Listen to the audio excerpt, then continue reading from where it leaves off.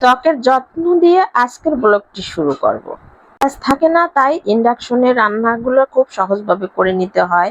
হাতে মেখে আজকের রান্নাটা করে নিব। আসসালামু আলাইকুম, সবাইকে ওয়েলকাম করছে আজকের ভিডিওতে। কেমন আছেন সবাই?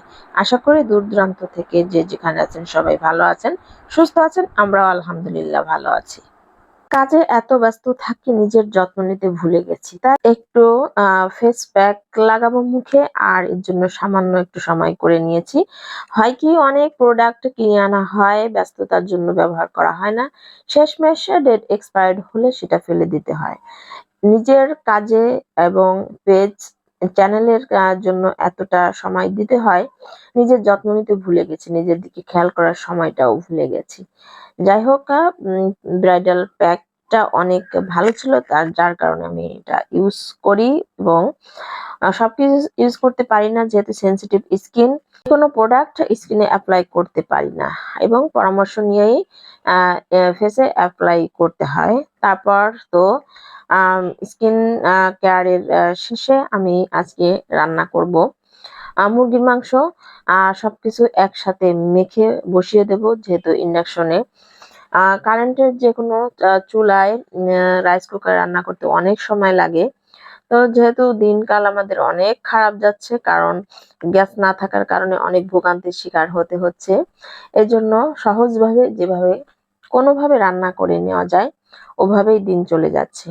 তো হাতে মেখে রান্না করে নিলেও অতটা খারাপও হয় না।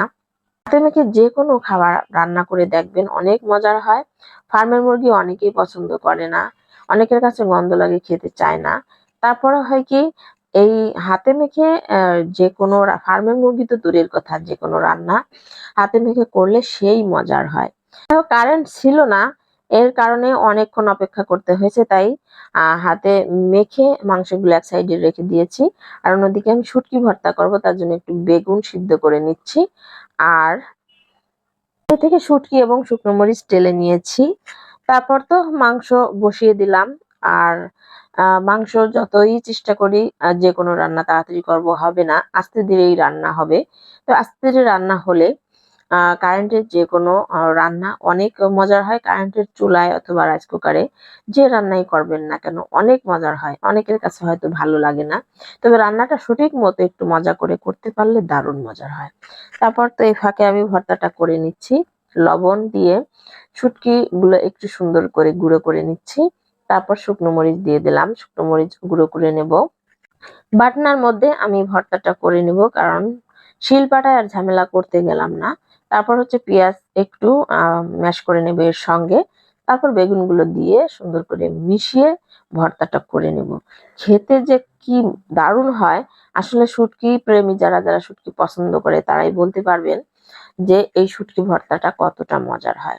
অবশ্যই এই ভর্তাটা শুকনো টেলে নিলে অনেক ভালো হয়, কিন্তু ইন্ডাকশনে এই টেলে নেওয়ার মতো ওরকম করা যাবে না। হয় একটু পানি দিতে হবে, না হলে তেল দিতে হবে।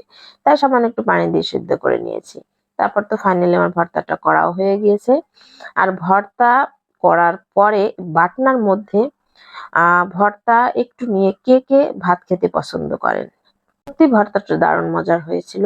তারপর তো বাটনার মধ্যে একটু ভাত মেখে খেয়ে নিব, সবাই মিলে খাবো। আর ছোটবেলায় মায়ের হাতে খেয়েছি, শিলপাটার মধ্যে ভর্তা করার পরে মা পাটার মধ্যে এভাবে মেখে তারপর সবাইকে খাইয়ে দিত। সেই স্বাদটা না মুখে লেগে রয়েছে। সবাইকে অনেক ধন্যবাদ, ভালো থাকবেন, আল্লাহ হাফেজ।